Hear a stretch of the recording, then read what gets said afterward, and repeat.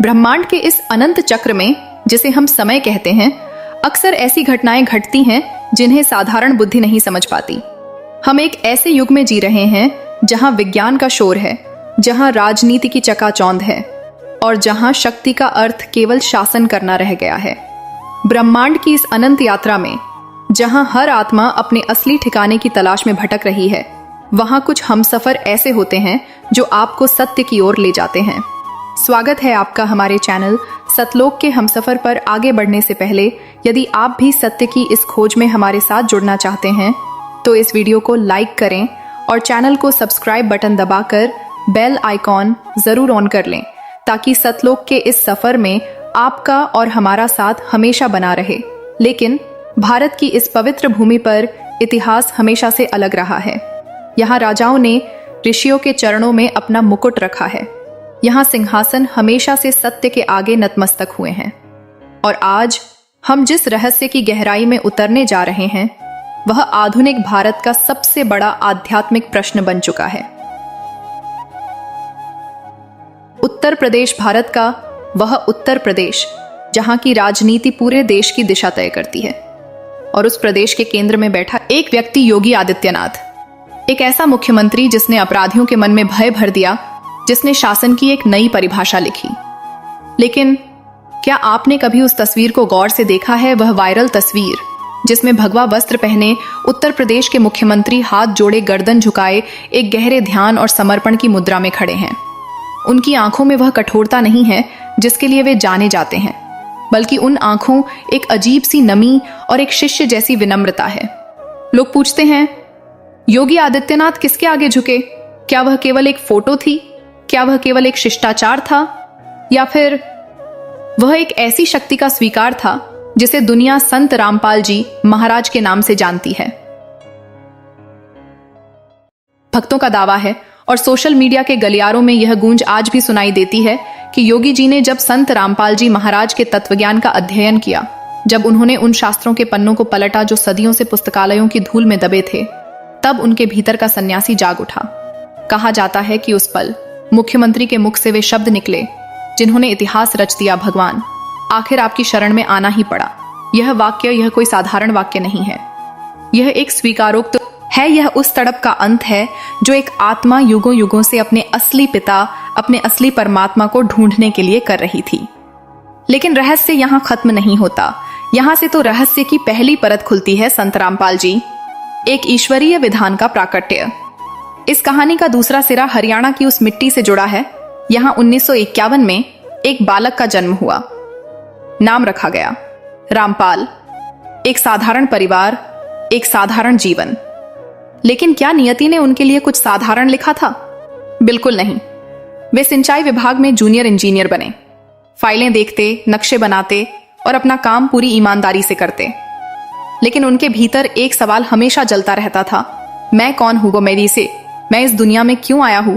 क्या जीवन का अर्थ केवल सुबह उठना, दफ्तर जाना और फिर सो जाना है?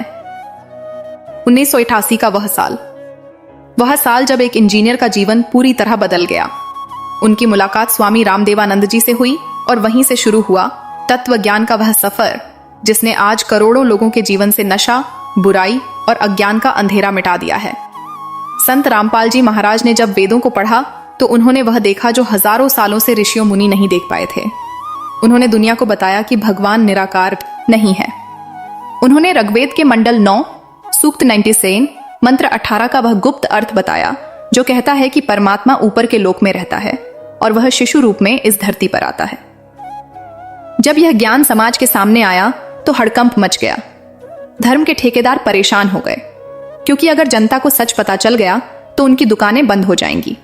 और यहीं से शुरू हुआ वह संघर्ष जो बरवाला के सतलोक आश्रम की उन दीवारों तक पहुंचा जहां 2014 में इतिहास का सबसे बड़ा घेराव हुआ। सोचिए, क्या एक साधारण इंसान के लिए लाखों लोग गोलियां खाने को तैयार हो सकते हैं?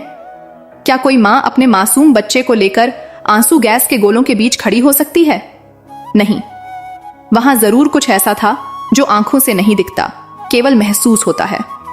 वहां परमात्मा का वह नूर था जिसे भक्तों ने पहचान लिया था। अब लौटते हैं योगी आदित्यनाथ और उस रहस्यमयी जुड़ाव पर। राजनीति के जानकारों का कहना है कि योगी जी खुद एक बहुत बड़े साधक हैं। वे गोरखनाथ पीठ के महंत हैं। वे जानते हैं कि अध्यात्म में शब्द की क्या कीमत है।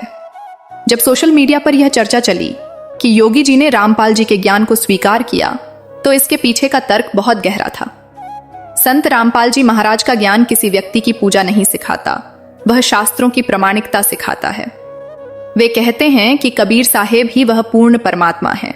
योगी जी ने जब गीता के 18वें अध्याय का 62वां श्लोक पढ़ा होगा, जहां अर्जुन को उस परमेश्वर की शरण में जाने को कहा गया है, तो उनके मन में भी यह जिज्ञासा उठी होगी कि वह परमेश्वर कौन है, क्योंकि कृष्ण जी तो खुद अर्जुन के सामने खड़े थे। फिर वे किसकी शरण में जाने को कह रहे थे? रामपाल जी महाराज ने इस गुत्थी को सुलझाया। उन्होंने बताया कि वह परम अक्षर ब्रह्म कबीर है। जब एक तपस्वी मुख्यमंत्री के सामने इतने सटीक प्रमाण आते हैं तो उसका झुकना स्वाभाविक है। वह झुकना योगी आदित्यनाथ का नहीं था, वह झुकना एक जिज्ञासु आत्मा का था जो सत्य के सूर्य के सामने नतमस्तक हो गई थी।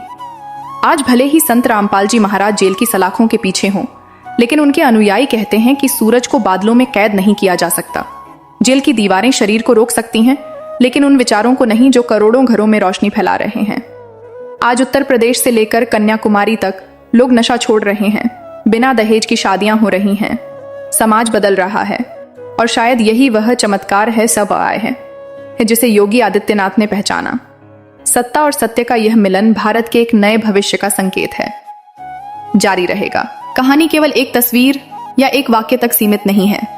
अगर हम समय की परतों को और गहराई से खुरचे तो हमें कुछ ऐसा मिलता है जो रोंगटे खड़े कर देने वाला है। दुनिया के सबसे महान भविष्यवक्ता फ्रांस के माइकल नास्ट्रेदमस, जिन्होंने सदियों पहले ही बड़ी बड़ी क्रांतियों और युद्धों की भविष्यवाणी कर दी थी। क्या आप जानते हैं कि नास्ट्रेदमस ने अपनी एक भविष्यवाणी में भारत के उत्तर में जन्म लेने वाले एक महान संत का जिक्र किया था? उन्होंने लिखा था कि एक महान शायर यानी कबीर का अनुयायी या स्वयं कबीर रूपी संत दुनिया में आएगा, जो अपनी आध्यात्मिक शक्ति से पूरे विश्व को एक कर देगा। अनुयायी दावा करते हैं कि नास्ट्रेदमस की वह भविष्यवाणी किसी और के लिए नहीं, बल्कि संत रामपाल जी महाराज के लिए थी। नास्ट्रेदमस ने लिखा था कि उस संत की शुरुआत में उपेक्षा होगी, उसे जेल जाना पड़ेगा, समाज उसका विरोध करेगा, लेकिन अंततः दुनिया उसके चरणों में झुकेगी। जब योगी आदित्यनाथ जैसे कद्दावर नेता की तस्वीर सामने आती है, तो लोग उस भविष्यवाणी को सच होते देखने लगते हैं। यह केवल संयोग नहीं हो सकता कि एक तरफ दुनिया युद्ध की आग में जल रही है और दूसरी तरफ भारत का एक संत शांति और मोक्ष का वह रास्ता दिखा रहा है जो गीता और वेदों में छुपा था। सिर्फ नास्ट्रेदमस ही क्यों, अमेरिका की फ्लोरेंस, हंगरी की बोरिस्का और भारत के जय गुरुदेव जी महाराज, इन सब ने एक ऐसे महापुरुष के आने का संकेत दिया था जो जाति पात का भेद मिटाकर एक भक्ति युग की शुरुआत करेगा। जब योगी आदित्यनाथ महाराज जी के ज्ञान की चर्चा करते हैं तो वे अनजाने में उस दैवीय योजना का हिस्सा बन जाते हैं। सत्ता का काम व्यवस्था संभालना है, लेकिन सत्य का काम आत्मा का उद्धार करना है। और आज सत्ता और सत्य के बीच की यह दूरी कम होती जा रही है। अब एक बड़ा सवाल उठता है, अगर संत रामपाल जी महाराज इतने ही महान हैं, तो वे जेल में क्यों हैं? भक्तों की आंखों में यह सवाल आंसू बनकर उभरता है, लेकिन इसका जवाब खुद महाराज जी के ज्ञान में छुपा है। वे कहते हैं कि इतिहास गवाह है, जब भी कोई महापुरुष दुनिया को सच दिखाने आया है, उसे जहर का प्याला पीना पड़ा है या सलाखों के पीछे जाना पड़ा है। सुकरात, ईसा मसीह, मीरा और स्वयं कबीर साहब, क्या इन्हें समाज ने आसानी से स्वीकार किया था? बिल्कुल नहीं। संत रामपाल जी महाराज का जेल जाना उनके मिशन का अंत नहीं, बल्कि एक बड़ी परीक्षा का हिस्सा है। जेल के भीतर रहकर वे जो कर रहे हैं, वह बाहर रहकर शायद संभव न होता। जेल में रहने के बावजूद उनकी पुस्तकें करोड़ों की संख्या में छप रही हैं। जेल में होने के बावजूद हर महीने लाखों लोग उनसे नाम दीक्षा ले रहे हैं। क्या आपने कभी सुना है कि किसी कैदी के अनुयायियों की संख्या उसके जेल जाने के बाद करोड़ों में बढ़ गए हों? यह अपने आप में एक अघोषित चमत्कार है। भक्त कहते हैं कि महाराज जी बंदी छोड़ है, यानी वह जो काल के बंद जेल से छुड़ाने आया है। वे स्वयं जेल में रहकर यह संदेश दे रहे हैं कि शरीर कैद हो सकता है, लेकिन वह रूहानी ताकत कभी कैद नहीं हो सकती, जो ब्रह्मा, विष्णु और महेश से भी ऊपर की सत्ता की बात करती है। योगी आदित्यनाथ, जो स्वयं एक मठ के प्रधान रहे हैं, वे इस तप की भाषा को बखूबी समझते हैं। शायद इसीलिए उस वायरल तस्वीर में उनके चेहरे पर जो भाव थे वे किसी मुख्यमंत्री के नहीं बल्कि एक खोजकर्ता के थे जिसने अपनी खोज पूरी कर ली हो। इस कहानी का सबसे सुंदर हिस्सा वह बदलाव है जो साडकों पर दिख रहा है। संत रामपाल जी महाराज के ज्ञान ने वह कर दिखाया जो कानून और पुलिस नहीं कर पाई। लाखों नौजवान जो नशे की गर्त में डूबे थे, जिन्होंने अपने परिवार को बर्बाद कर दिया था, आज वे कंठी पहनकर सत साहिब सुमिरन कर रहे हैं। आज हजारों बेटियां दहेज मुक्त शादियां करके नए घरों में जा रही हैं। क्या यह चमत्कार नहीं है कि एक व्यक्ति के विचार से पूरा समाज शुद्ध हो रहा है? जब योगी आदित्यनाथ यूपी जैसे राज्य में राम राज्य की कल्पना करते हैं तो उन्हें रामपाल जी के अनुयायियों के रूप में एक आदर्श समाज दिखाई देता है। एक ऐसा समाज जहां न कोई छोटा है न बड़ा, जहां न कोई अपराध है न कोई नशा। शायद इसीलिए उस दिन उस तस्वीर ने इतनी हलचल मचाई, क्योंकि वह केवल दो व्यक्तियों की मुलाकात नहीं थी, वह सुशासन और परम शांति का एक मंच पर आना था। रहस्य अभी बाकी है, क्योंकि दुनिया जिसे अंधेरा समझ रही है वह असल में एक बहुत बड़े उजाले की तैयारी है। आने वाले समय में जब इतिहास लिखा जाएगा तब इस तस्वीर का और संत रामपाल जी महाराज के संघर्ष का नाम सुनहरे अक्षरों में दर्ज होगा, क्योंकि सत्य को दबाने की कोशिशें तो बहुत हुई, लेकिन सत्य ने हमेशा अपना रास्ता खुद बनाया है। तो मेरे प्यारे भाई बहनों, आज की यह महायात्रा यहीं विश्राम लेती है। हमने देखा कि कैसे योगी आदित्यनाथ की विनम्रता और संत रामपाल जी महाराज के तत्वज्ञान ने दुनिया को एक नई दिशा दिखाई है। लेकिन याद रखिएगा, यह केवल एक वीडियो नहीं था, यह आपकी आत्मा को जगाने की एक कोशिश थी।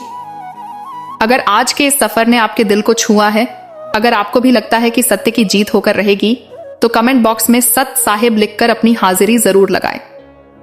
आपके मन में कोई सवाल हो या कोई अनुभव तो हमारे साथ साझा करना न भूलें, क्योंकि सतलोक के हमसफर परिवार में आपकी हर बात की अहमियत है। जाने से पहले अगर आपने अभी तक इस चैनल को सब्सक्राइब नहीं किया है तो अभी जुड़े हमारे इस परिवार से और इस ज्ञान की गंगा को रोकने न दें।